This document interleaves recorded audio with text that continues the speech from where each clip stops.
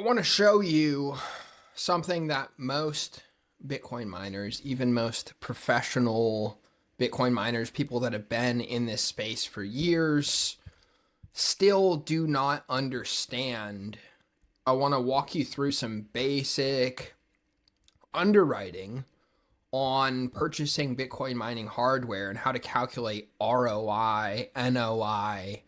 Of course, do your own research. You have to always underwrite your own deals. These numbers are always subject to change, but also your own performance as an operator in terms of your uptime, because you could have the most efficient equipment, but if your uptime is poor and if your execution is terrible and if your operations are disorganized, then you're going to burn capital. It's really easy to lose money in Bitcoin mining if you deploy your capital at the wrong time, get a bad deal, and if your operations aren't tight.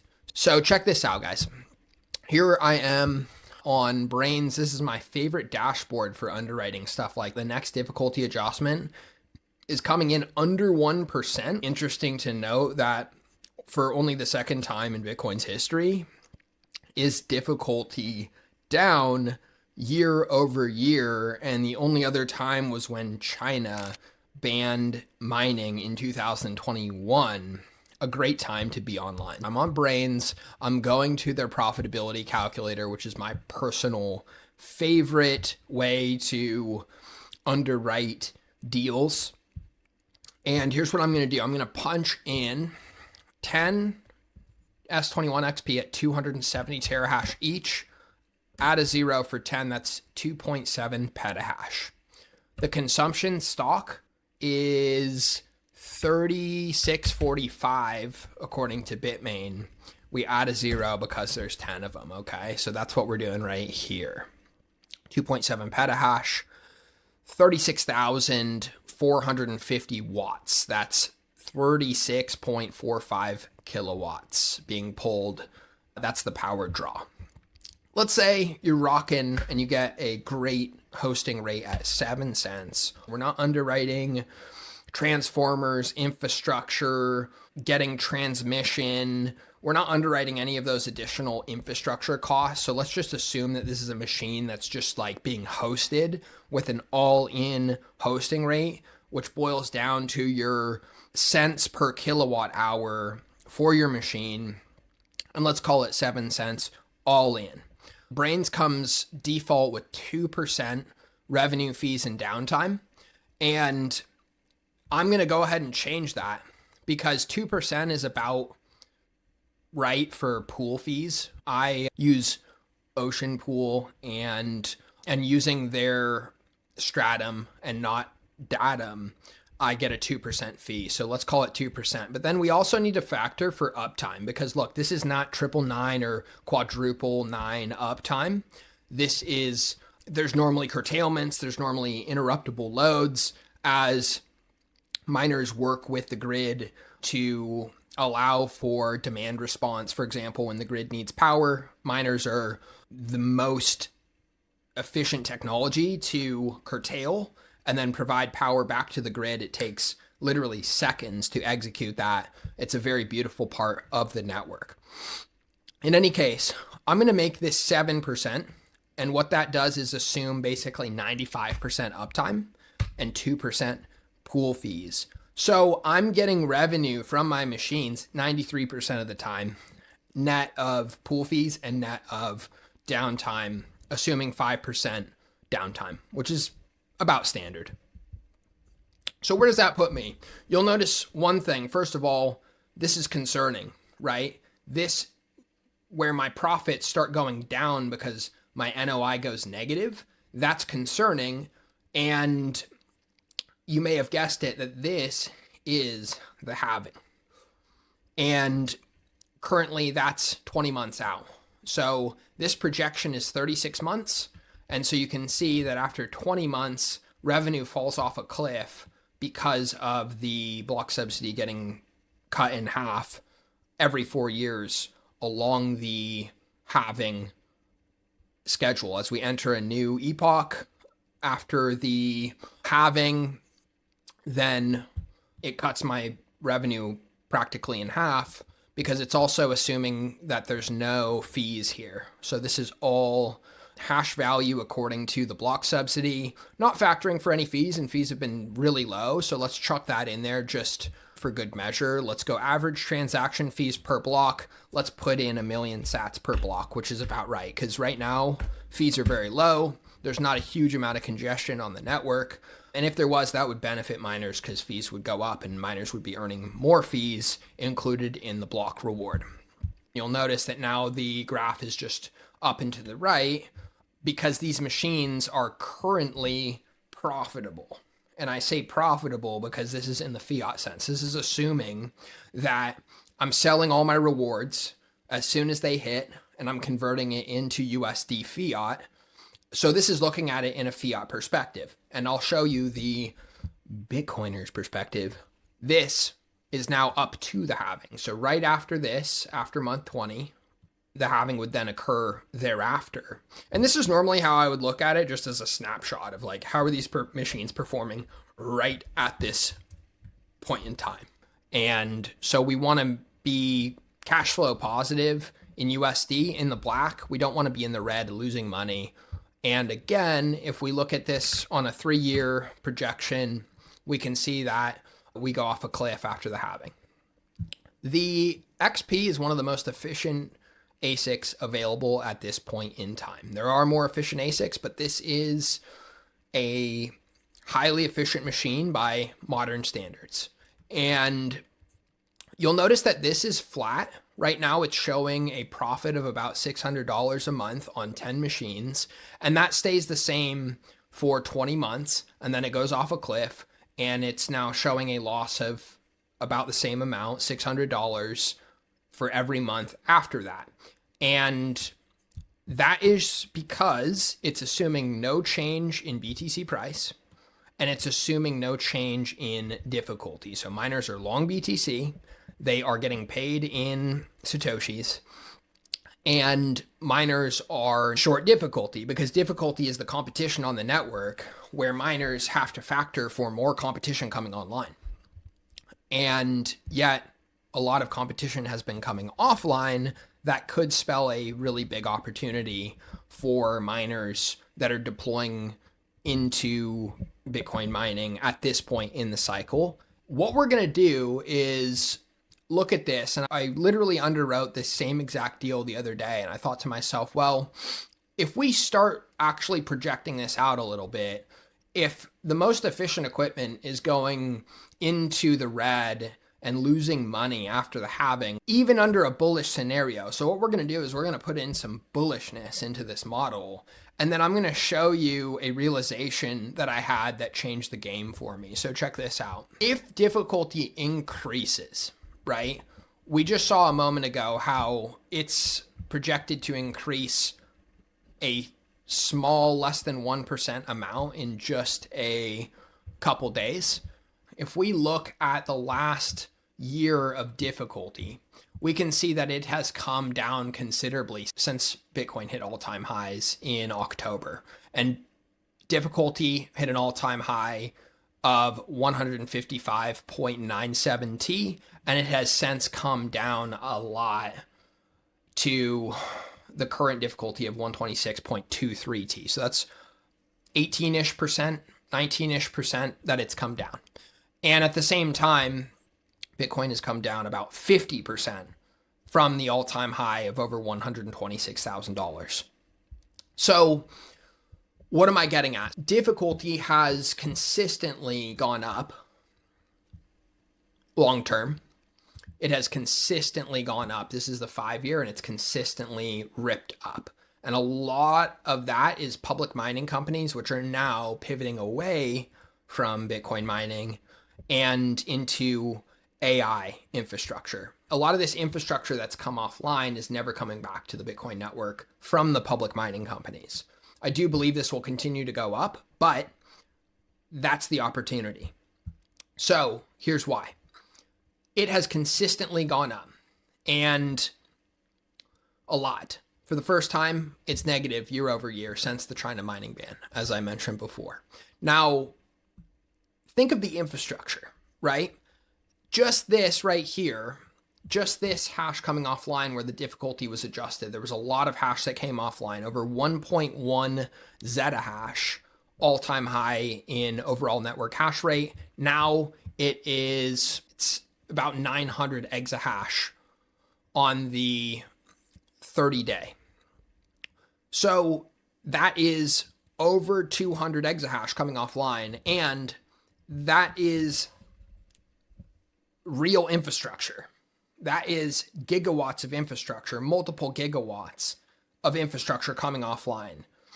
Thousands of megawatts of infrastructure coming offline, a lot of it going to AI. Do I think it's going to keep going up? Yes, I do. And I think you need to factor for difficulty going up. But the cool thing is that price can go up a lot faster than difficulty because difficulty is grounded by real world infrastructure. Welcome to proof of work.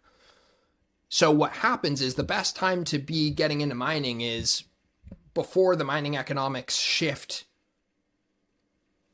and improve. Before the mining economics get better is the best time to be picking up efficient hardware at value prices before things get better, because a rising tide lifts all boats, and that rising tide is hash price. Hash price currently at $32 per petahash. So, great time to be online is when before price starts outpacing difficulty to the upside. And here's the China mining ban where difficulty actually went down and price continued to rip. And that was the best time to be online, is when those economics are shifting to your advantage. Case in point here. On this deal that I'm underwriting, I'm going to, of course, factor for continued increases in difficulty, but 25%, if difficulty increases 25%, you can see how that cuts into my revenue, because this is assuming zero price increment. We'll get to that in just a moment. So that's not good for miners because the economics are actually getting worse as more competition hits the network. And then the halving, and it gets even worse. So you shouldn't be in mining if you're not bullish. Full stop. The interesting thing here is notice how difficulty has plateaued and then also started to plummet a bit. And the public mining companies, which control a sizable portion of the network, estimates range from 30, 40, even high 40% of the network, a massive amount of the network. They haven't even really started unplugging yet. And they have made it clear that they are pivoting away from Bitcoin mining, and they're liquidating hardware, and they are changing their names and looking elsewhere. So this could be a huge opportunity for private miners like me. I'm giving you the reasoning behind why I'm writing these numbers in here. And these are just my guesses, my estimates. I don't have a crystal ball, but here we go. So if difficulty increases 25%, that's still a massive amount of the network. And every increase in efficiency is a drop in the bucket relative to the overall network. And so quantify this in your mind and think about how much of the network there are gigawatts and gigawatts and gigawatts of infrastructure supporting the network. A lot of it has come offline here, and 25% is still an absolutely massive amount of infrastructure. It's still an absolutely massive amount of hash power. So that would be hitting new all-time highs in overall network hash rate and difficulty. And it's going to take time for that difficulty to rise as infrastructure is deployed and as more efficient ASICs are deployed as well. So 25% seems to me like a lot of infrastructure, a lot of real world infrastructure and proof of work hitting the network, especially while we have the headwinds of public miners unplugging, which is a tailwind for revenue. It's a headwind for difficulty. 25% is a lot, and it could be higher than that, but Bitcoin has suffered nearly a 50% drawdown in this bear market, which is massive. it hit over a $2 trillion market cap at the top and has been drawn down close to 50%. Clark Moody all-time high was 303 days ago. We're down 49%. And the current market cap is 1.29 trillion, significantly off of the 2 trillion at the all-time high. My point is that we're no longer at the all-time high, and that's not where we're doing the math. You would underwrite it differently if we're at all-time highs than you would after a 50% drawdown. In any case, if the price goes up 50%, that would put us in 12 months at $97,000 Bitcoin. And if you are not fundamentally bullish, then you shouldn't be in Bitcoin mining. So if that sounds unreasonable to you, then you might consider that this is the wrong business for you. But if in 12 months, Bitcoin's trading at $97,000, that would be a 50% increase in 1 year. And that would be good for miners. If difficulty is constrained and only goes up 25%, which is still a massive amount of network hash power, new all-time highs in difficulty, etc. And if Bitcoin goes up 50%, then that's good for mining revenue because Bitcoin price is outpacing difficulty. Now, here's an interesting realization that I had, and here's the kind of point for the video that I was making. Again, we're underwriting S21 XPs, 270 terahash machine, 10 of them, and they are producing about $2,500 with these numbers, with these inputs. And it's costing, at 7 cents a kilowatt hour, it's costing $1,900-ish to keep those machines online and earning the revenue. And so the revenue is above the costs, and the net difference is about $600. And what I notice is, look, it's interesting because at the halving, they still go underwater. And now instead of losing $600, assuming no price increases and not assuming any difficulty increases, we saw earlier how they would be losing $600. They would have been making $600 up into the halving a month, and then they would be losing $600 after that. But because of this bullish scenario where price is going up 50% a year and difficulty 25, they're still going underwater here. Here's why I wanted to make this video, though, because I realized that I was looking at this wrong. If this is true and some of the most efficient equipment that's currently available today goes underwater at the halving, then something seems to be wrong because most of the network is not that efficient, as I covered in the video of whether or not one should deploy into Bitcoin mining in a bear market. So that seemed wrong to me, and here's what I did not factor in. And I realized, hey, I'm doing this wrong. If that's the case and the most efficient equipment is going underwater at the halving, most of the network is even more underwater at the halving. And that means infrastructure is getting unplugged and the miners that are losing money are getting unplugged. So we need to factor for a halving difficulty drop.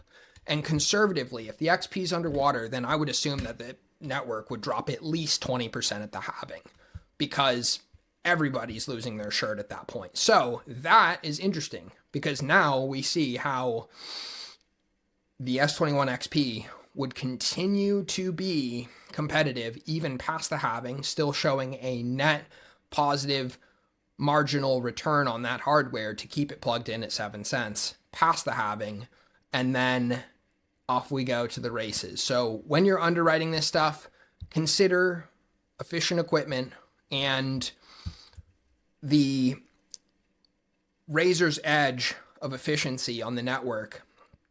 If the most efficient equipment is losing money, then most of the network is losing money. And certainly at the halving, you would see a big drop in difficulty due to the block subsidy getting cut in half. If you're into this kind of stuff, there's a free link in the bio to the Proof of Workshop. Get yourself a free lifetime membership. And in that community, it's real Bitcoin mining operators discussing the real numbers. You're more than welcome in that community if you're just curious about Bitcoin, if you want to get into it as a hobby, or if you want to really look at how to operate a Bitcoin mining business at scale. I'll see you in there. Peace, love, and Bitcoin.